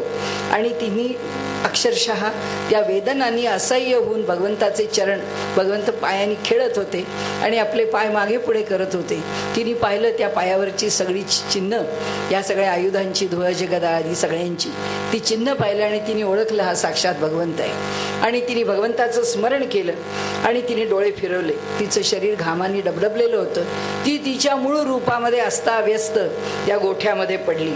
पुतनेचं शरीराने खाली पडता पडता सुद्धा वर्णन केलंय भागवतानी की 6 कोस अंतरातली झाडं उन्मळून पडली. त्या सगळ्यावरती इतका जोरदार भूकंपाचा धक्का बसला. आणि म्हणाले, जेव्हा गोपगोपींनी पाहिलं की हा बाल श्रीकृष्ण तिच्या हृदयावरती आहे आणि तो छान खेळतोय, निर्भयपणाने खेळतोय, सगळे घाबरले, त्याला घेऊन आले. यशोदा घाबरली, तिने दृष्ट काढली. रोहिणीने सुद्धा गोपींच्या सहित त्याच्या अंगावरून गाईचं शेपूट फिरवलं, अनेक उपाय केले. आणि त्यानंतर त्यांनी त्याला पहिल्यांदा गोमूत्राने स्नान घातलं. पवित्र करून घ्यायचं, कोण आहे काय माहिती म्हणून म्हणाले. नंतर तिच्या अंगाला गाईची धूळ लावली. सगळे गोपाल आहेत आणि गाईची धूळ लावली. त्याच्या 12ही अंगांना भगवंताच्या नावाने, म्हणजे शरीरावरती जी स्थानं आहेत त्या स्थानांचा आचमन केलं तिने आपल्या ठिकाणी अंगन्यास करन्यास केला यशोदेनी. आणि त्या बालकाच्या ठिकाणी अंगावरती बीजन्यास केला. आणि त्या गोपी म्हणायला लागल्या, अरे अजन्म्या भगवाना, तुझ्या पायाचं, म्हणजे भगवानांनी तुझ्या पायाचं. नंतर म्हणजे भगवंताची नावं घेत आहेत की मणिमान त्यांनी गुडघ्याचं, यज्ञ पुरुषांनी मांड्यांचं, अच्युतानी कमरेचं, हयग्रीवानी पोटाचं, केशवानी हृदयाचं, ईशानी तुझ्या वक्षस्थलांचं, सूर्यानी तुझ्या कंठाचं, विष्णूनी हातांचं आणि उरुक्रमानी तोंडांचं आणि ईश्वरानी मस्तकाचं रक्षण करावं. आणि असं म्हणून पुन्हा पुन्हा पुन्हा पुन्हा त्याची दृष्ट काढतायत. त्याला इकडे घे तिकडे घे. ही एक गोपी दुसरी गोपी, काय करावं त्यांना समजत नव्हतं. अशा प्रकारे प्रेम करणाऱ्या गोपींनी रक्षामंत्र म्हटले. यशोदेनी आपल्या मुलाला दूध पाजलं, त्याला पाळण्यात ठेवलं. तोपर्यंत नंद वगैरे जे गोप मथुरेला गेले होते ते गोकुळामध्ये येऊन पोहोचले. ते आज आपल्या घरापर्यंत पोहोचतात नाहीये तोपर्यंत हे एवढं मोठं पडलेलं जे धूळ आहे ते पुतनेचं त्यांनी पाहिलं. आणि वसुदेवाची लक्षात आलं त्यांच्या. ते म्हणाले, बघा, वसुदेवाच्या रूपात कोणी ऋषी जन्माला आलेला असला पाहिजे, कारण त्यांनी मला सांगितलं आणि इथे पोचायच्या आत मी संकट पाहिलं. आता म्हणाले, सगळे गोप तिथे गेले. पुतनेचं अंग तिला उचलणार कशी, तिच्या देहाचे तुकडे तुकडे केले आणि मग मोठा अग्नी निर्माण केला. त्या अग्नीमध्ये तिचा देह टाकला आणि तो जळत असताना त्याच्यामधून धूपासारखा सुगंध यायला लागला. पुतना राक्षसी होती. तिने इतक्या लहान बालकांचा मृत्यू घडवून आणला होता, पण भगवंताच्या स्पर्शाने पावन झाली. एकच सूत्र या सगळ्यांना पावन करताना, आपी चेत सुदुराचारी, कसेही असले तरी मला येऊन मिळालेत ना, बस आता त्यांचं कल्याण आहे. प्रेमे मुखाने हरिनाम घेती, गोविंद दामोदर माधवेती, गोपाल दामोदर माधवेती, गोविंद दामोदर माधवेती, गोपाल दामोदर माधवेती, गोविंद दामोदर माधवेती, गोविंद दामोदर माधवेती, गोविंद दामोदर माधवेती. गोपाल कृष्ण भगवान की जय. आता पुन्हा भगवंताच्या कथेचा महिमा सांगताना इथे राजा परीक्षिताला शुक महामुनी म्हणतात, अरे हा महिमा श्रवण करण्याने आपल्या अंतःकरणातलं प्रेम आपोआप वाढायला लागतं. त्या प्रेमाच्या ठिकाणच्या विषयांच्या आशा नष्ट होतात. मनुष्याचं अंतःकरण तात्काळ शुद्ध होतं. भगवंताच्या विषयीची भक्ती वाढते आणि भक्तांशी मैत्री जडते. भगवंत आपल्या जीवनामध्ये योग आणतो, चांगली चांगली मंडळी आपल्यापर्यंत आणून पोचवतो. शुक महामुनी म्हणतात की आता गोकुळामध्ये काय आनंदच आनंद आहे. आणि त्यामुळे श्रीकृष्णाने आपल्याकडे अजूनही आपण करतो लहान मुलांचं, जेव्हा मूल कुशीवर वळायला लागतं, त्या दर महिन्याचा वाढदिवस आहेच. आता कुशीवर जेव्हा वळतो, आता याही ठिकाणी तो कूस बदलण्याचा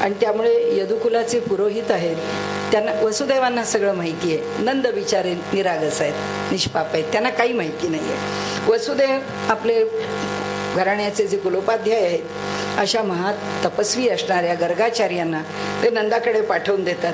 नंदाकडे गोकुळात ते आलेले आहेत. त्यांना पाहून नंदाला अतिशय आनंद झाला. ते हात जोडून उभे राहिले, म्हणाले, अहो आपण साक्षात भगवत स्वरूप आहात, माझ्या घरात आलात, मला खूप आनंद आहे. आणि असं म्हणून त्यांनी आपण ब्रह्मवेत्यात श्रेष्ठ असलेले माझ्या या दोन्ही मुलांचा नामकरण संस्कार आपणच कराल का, असं त्यांनी त्यांना विचारलं. म्हणाले, ब्राह्मणच जन्माने गुरु असतो आणि त्यामुळे मनुष्य मात्राचा तोच गुरु आहे. तर आपण अजूनही आमच्या मराठवाड्यामध्ये आपले कुलोपाध्याय त्यांना गुरु म्हणण्याचीच पद्धत आहे. ज्याचं नाव जे असेल केशव गुरु, माधव गुरु, असं गुरु म्हणतात तिथे. त्यामुळे तो घराण्याचा परंपरागत गुरुच आहे. गर्गाचार्य म्हणाले, मी सगळीकडे यदुवंशाचा पुरोहित आहे म्हणून प्रसिद्ध आहे. म्हणाले, तुझा जो धाकटा पुत्र आहे त्याचंही नामकरण सगळ्यांच्या समोर माझ्याकडून केलं तर अवघड आहे. म्हणाले, रोहिणी माहिती आहे आणि तिचा पुत्र माहिती आहे बलराम, की जो यदुवंशी आहे, पण धाकट्याचं काय?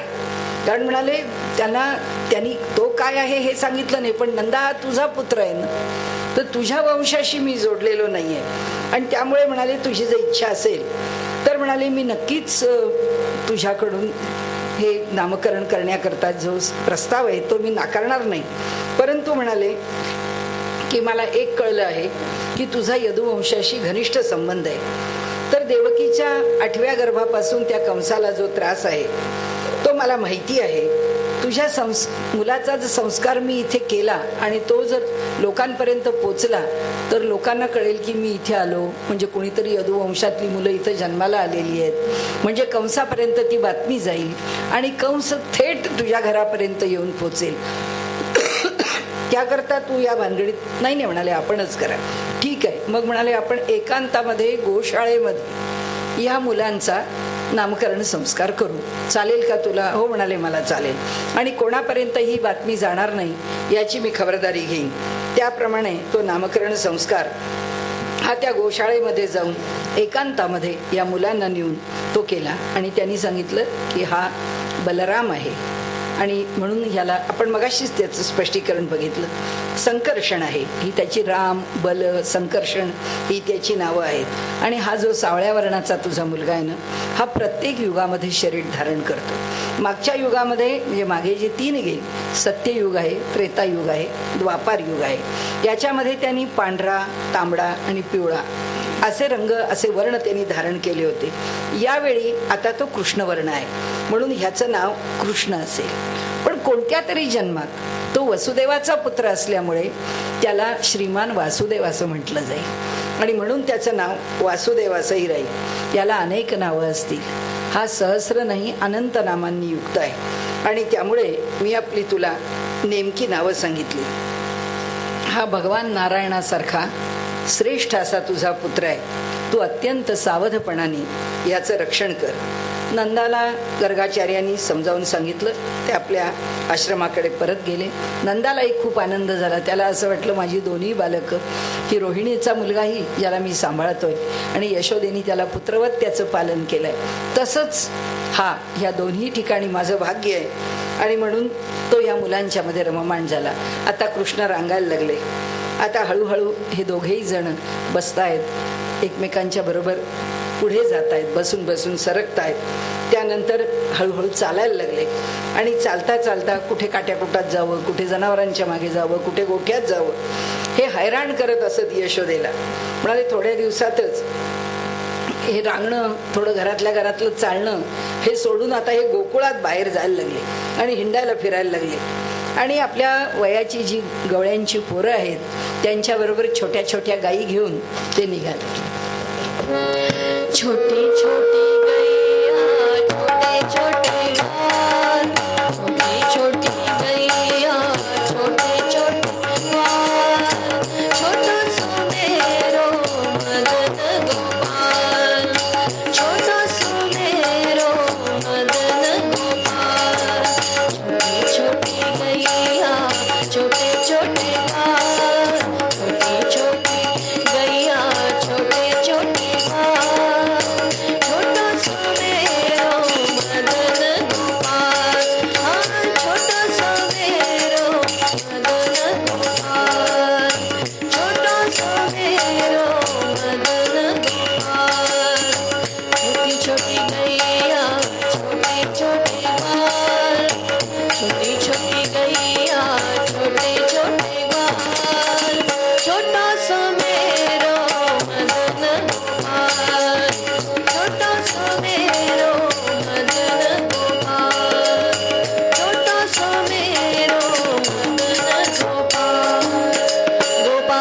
कृष्ण भगवान की जय. आता गोपींना इतकं कौतुक ह्या दोन्ही मुलांचं. कृष्णाचं तर आणखीन विशेष. म्हणाले गाई काढायच्या, धारा काढायच्या, गाईंना बाहेर न्यायचं. कशाच्याच कडे हा पाहत नाही म्हणाले. या कशाचीच वेळ हा सांभाळत नाही. धारा काढण्याची वेळ जरी झाली नाही तरी वासरांना सोडून देतो. आमच्या घरी येतो, म्हणाले गोड गोड बोलतो, घरात जातो, अगदी गोड दही दूध चोरून खातो, लोणी खातो आणि ते लोणी घेऊन बाहेर वानरांना नेऊन खाऊ घालतो. काय करावं म्हणाले की आम्ही ठेवावं तरी कुठं. वर कुठे शिंकाळ्यावर ठेवलं, दूध शिंकाळ्यावर ठेवतो तर ह्याचे हात तिथपर्यंत पोचत नाहीत म्हणून पायाखाली काहीतरी घेतो आणि वरती चढून ते घ्यायचा प्रयत्न करतो. नाही निघालं तर आपल्याकडे काय म्हणाले मडकीच आहेत सगळी. काठी घेतो, मारतो, सब भूमी गोपाल की. खाली पडलं की सगळ्यांच्या बरोबर गोपांबरोबर खातो. म्हणाले मोठा त्रास देतो म्हणाले. हा अशा प्रकारे आमच्या घरातून वावरतो. एके दिवशी बलराम, गवळ्यांची मुलं हे सगळे खेळत होते. ते सगळे आत आले. त्यांनी यशोदेला सांगितलं की आई हा नुसता आमच्यावर खेळत नाही, हा तिथे बसून माती खातोय. तर यशोदेला असं वाटतं अरे हा का माती खातोय. आजची आई म्हणाली त्याला कॅल्शियम कमी पडतं, ये रे बाळा चल तुला आतमध्ये मी आधी कॅल्शियम सुरू करते. ती यशोदा म्हणते असं कसं झालं, हे काय झालं. आणि तिने आतमध्ये आणल्यानंतर तिने यशोदेनी कृष्णाचा हात पकडला. श्रीकृष्णाने असा काही आविर्भाव केला होता चेहऱ्यावर, इतका गांगरला, इतका निष्पाप आहे. काय ही मुलं आहेत, काय माझी तक्रार करतात, आईला जाऊन सांगतात. आणि डोळे असे नुसते भेदरलेले, गांगरलेले आणि असा हताश झालेला करुण असा भाव चेहऱ्यावर आणलाय. यशोदा पाहते, अरे खोडसाळ आहेस तू, काय केलंय सांग मला, मोठा खट्याळ आहे म्हणाले. नकळत माती खाल्ली. नाही म्हणाले मी माती नाही खाल्ली. तुझ्या बरोबरीची सगळी मुलं सांगतायत तू माती खाल्ली म्हणून, पण आई मी खरंच माती खाल्ली नाही. हे सगळे खोटे बोलतात. आणि तुला जर यांचंच म्हणणं खरं वाटत असलं तर तू आपल्या डोळ्यांनी माझं मुख पहा. आणि म्हणून त्यांनी आपला मुख त्या ठिकाणी आईच्या पुढे उघड करून दाखवलं. यशोदेनी पाहिलं, दाखव तुझं तोंड दाखव म्हणाले. त्याबरोबर त्या मुखामध्ये काय सगळं चराचर विश्व आहे ती पाहते. आणि त्याच्यामध्ये सगळं गोकुळ आहे. गोकुळात समोर कृष्ण आहे, मी उभी आहे, सगळे गोप आहेत. हे सगळं मला त्याच्या मुखात दिसतंय.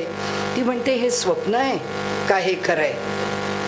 म्हणाली मी, माझे पती, हा माझा मुलगा, त्याचबरोबर ह्या व्रजामधली ही संपत्ती, माझा पती सत्ताधीश आणि मी त्यांची धर्मपत्नी, गोप गोधन हे सगळं माझं माझं आहे. याची मी मालकीण आहे. ही जी माझी कुबुद्धी आहे ती माया आहे म्हणाली. हे सगळं ह्याच्या मुखातच दिसतंय आणि हाच माझा एकमेव आश्रयस्थान आहे असं तिच्या मनात आल्यावर भगवंत म्हणाले आता जरा हे जास्त झालंय, आता हे थांबवलं पाहिजे. मातेला फारच ज्ञान झालं म्हणाले. आणि त्यांनी यशोदेला पुन्हा तिच्या मायेमध्ये प्रविष्ट करून टाकलं. जय गोविंद जय गोपाल केशव माधव दीनदयाल. जय गोविंद जय गोपाल केशव माधव दीनदयाल.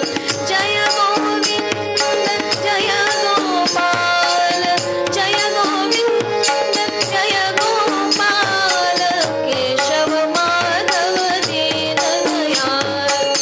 केशव माधव दीनदयाल. जय गोविंद जय गोपाल केशव माधव दीनदयाल.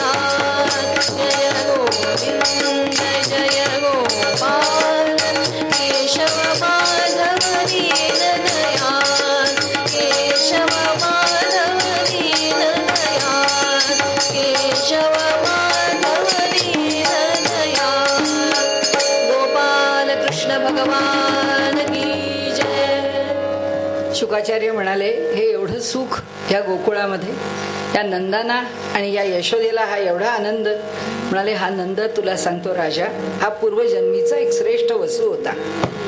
त्याचं नाव द्रोण होतं आणि त्याच्या पत्नीचं नाव धरा होतं. ब्रह्मदेवाच्या आदेशाचं पालन करण्याकरता म्हणून जेव्हा त्यांनी सांगितलं या पृथ्वीवर तुम्हाला जन्म घेतला पाहिजे, त्यावेळी म्हणाले आम्ही जेव्हा पृथ्वीवर जन्म घेऊ त्यावेळी तुम्ही आम्हाला जगदीश्वर भगवंत श्रीकृष्णाची भक्ती अनन्य भावाने आमच्या ठिकाणी निर्माण होईल असं काही आमच्याकरता करा, तरच आम्ही या संसारामध्ये जातो, नाही तर आम्हाला काय करायचंय. या पृथ्वी तलावरती जाऊन. ब्रह्मदेव म्हणाले ठीक आहे. आणि त्याप्रमाणे म्हणाले इथे व्रजामध्ये तो जो द्रोण आहे, जो श्रेष्ठ वसू आहे. आता आपल्याला माहिती आहे ब्रह्मदेव, प्रजापती, अष्टवसू, 11 रुद्र आणि 12 आदित्य, हे 33 कोटी देवता मिळून या जगाचं संरक्षण करतात. आता त्या वसूला खाली उतरायची काय गरज? तो म्हणाला एवढं देत असाल तर, या गोकुळाचं सुख देत असाल तर येतो, नाही तर काही येत नाही. त्याप्रमाणे म्हणाले त्यांनी जन्म घेतला व्रजामध्ये. त्यांचं नाव नंद आहे. त्यांची पत्नी ती जी धरा ती यशोदा आहे. आणि म्हणून म्हणाले राजा परीक्षिता, हा अत्यंत श्रेष्ठ असा आनंद ते प्राप्त करताहेत.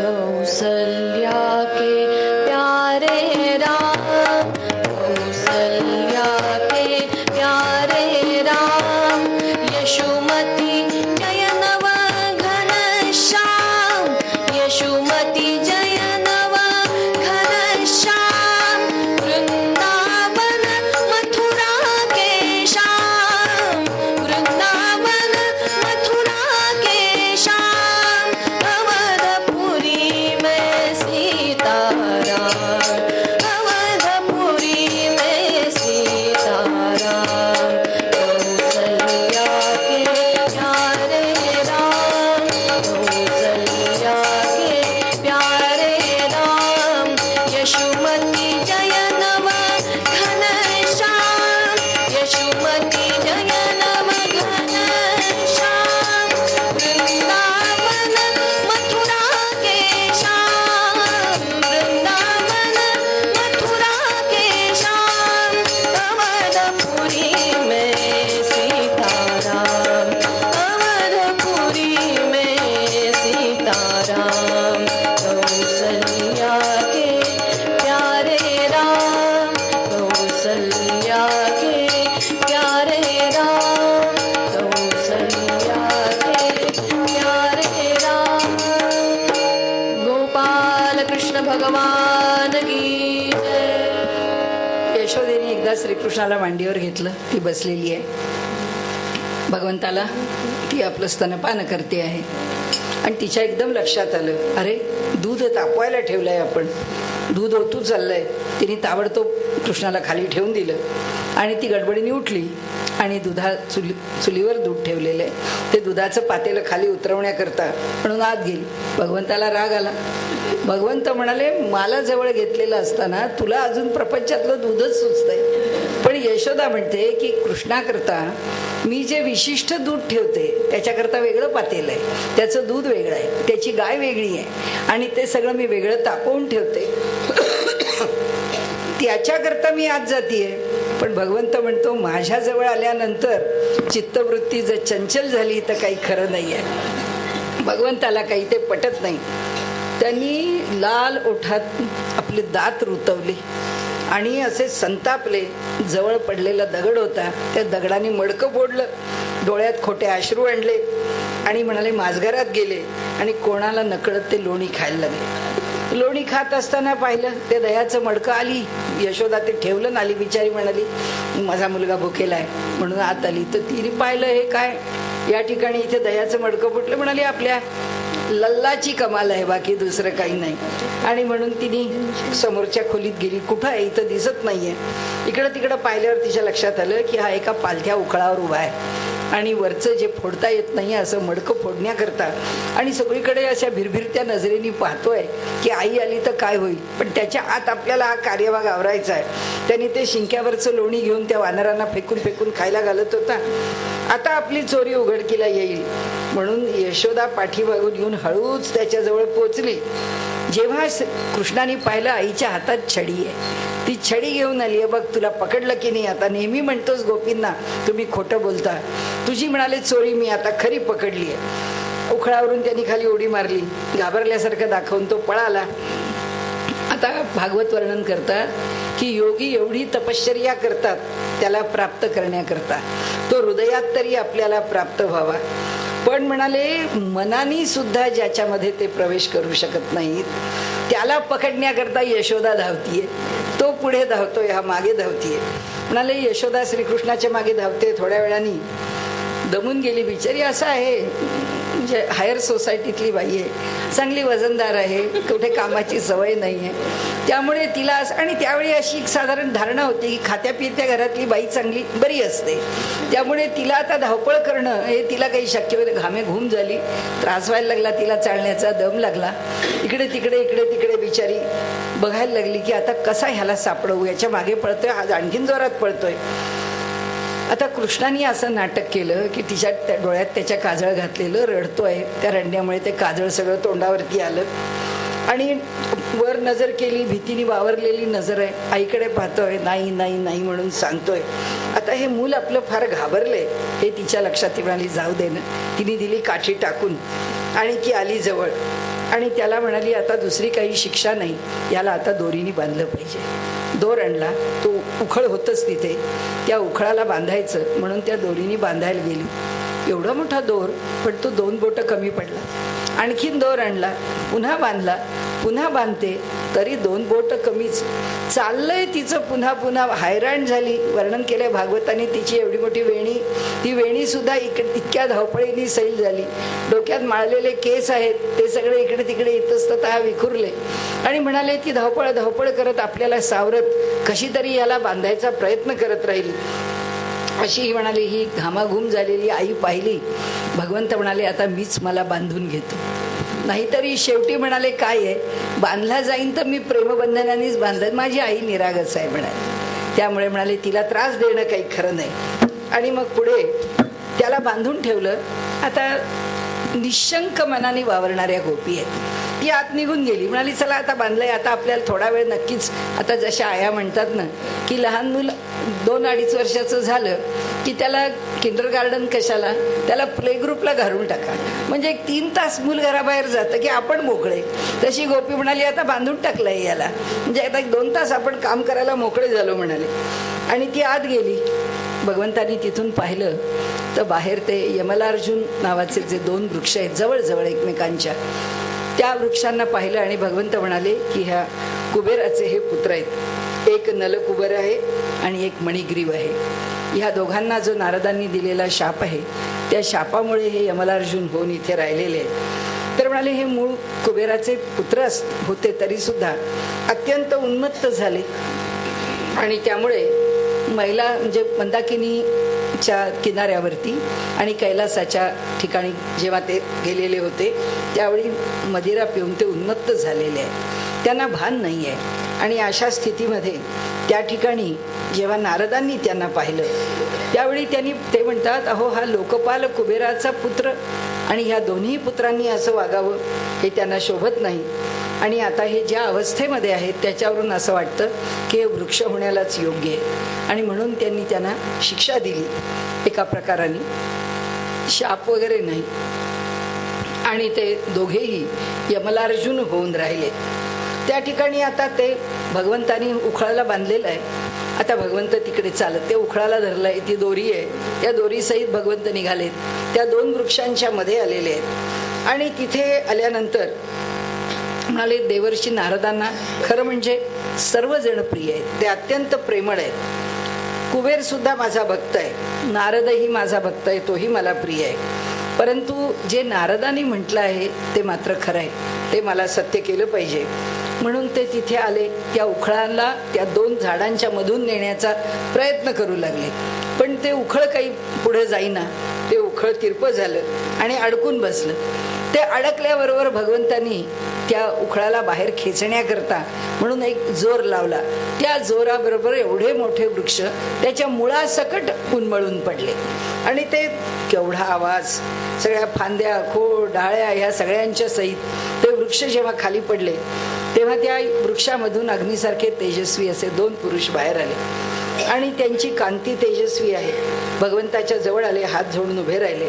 अरे भगवंता, आम्ही आपल्याला ओळखलंय, आपण साक्षात पुरुषोत्तम आहात, आपण आमच्यावरती कृपा करावी आणि आम्हाला झालेल्या क्षमेपासून आम्हाला आपल्याच कृपेने या पापातून निवृत्त करावं, मुक्त करावं. म्हणाले आम्ही आपल्या वाणीनी आपल्या गुणांचं वर्णन करतो, आम्ही आपल्या कानांनी आपलेच महिमा गुणमहात्म्य संकीर्तन ऐकतो, आपल्याच कथांमध्ये आमचं लक्ष लागून राहतं अशी आमची स्थिती यावी. मला आमच्या हात आपल्याच सेवेत मग्न राहावेत, आमचं मन आपल्याच चरणकमलाशी राहावं आणि आपलंच भजन करण्यामध्ये आमच्या बुद्धीला, आमच्या मनाला, आमच्या प्राणांना एकरूप होण्याची गोडी मिळावी. आणि म्हणाले आपलं स्मरण, आमचं मस्तक ह्या दोघांच्या मध्ये कधी अंतर न पडावं आणि आमचं जे देह आहे त्या देहाने आपलं जे प्रत्यक्ष शरीर आहे अशा संतांचं दर्शन घ्यावं. आणि म्हणाले आम्ही हे जग, हे जे आपलं निवासस्थान आहे त्या जगासमोर आम्ही नम्र होऊन राहू. कधीही आमच्यामध्ये उन्माद येऊ नये, कारण तुझं व्यापक रूप आम्हाला माहिती आहे. हे जग हे तुझं व्यापक रूप आहे आणि या जगामध्ये संत हे तुझं शरीर आहे. त्यामुळे ह्या दोघांची ही सेवा आमच्याकडनं नम्रभावाने व्हावी. भगवान म्हणाले तुम्ही मदानी आंधळे झाले होता, अगोदरपासून मला माहीत होतं, पण म्हणाले परमकारुणिक नारदांनी तुमच्यावरती कृपा करायची म्हणूनच तुम्हाला या वृक्षयोनीमध्ये टाकलं. आता म्हणाले या शिक्षेनी तुमच्यावर नारदांनी आपोआपच कृपा केली आहे आणि त्यामुळे तुम्ही माझे अनन्य चिंतन करीत राहा आणि नलकुबर आणि मणिग्रीवा तुमचं जीवन आता माझ्या भक्तीमध्ये निरंतर राहो, ज्यामुळे तुम्हाला तुमच्या कुबेराच्या लोकामध्ये एक सुखाचं त्या भक्तीचा आनंद घेत आपला काल व्यतीत करता येईल. असं म्हणून ह्या संसार चक्रातून सोडवली जाणारी भक्ती तुमच्या हृदयात प्रकट हो असा मी तुम्हाला आशीर्वाद देतो. आणि आता तुम्ही खुशाल तुमच्या लोकाला निघून जा. राधा कृष्ण जय कुंज विहारी मुरलीधर गोवर्धनधारी. राधा कृष्ण जय कुंज विहारी मुरलीधर गोवर्धनधारी. दशरथ नंदन अवध किशोर यशोमती सुख जय माखन चोर. दशरथ नंदन अवध किशोर यशोमती सुख जय माखन चोर. राधा कृष्ण जय कुंज विहारी मुरलीधर गोवर्धनधारी. राधा कृष्ण कुंज विहारी मुरलीधर गोवर्धनधारी. राधा कृष्ण जय कुंज विहारी मुरलीधर गोवर्धनधारी. गोपाल कृष्ण भगवान की जय.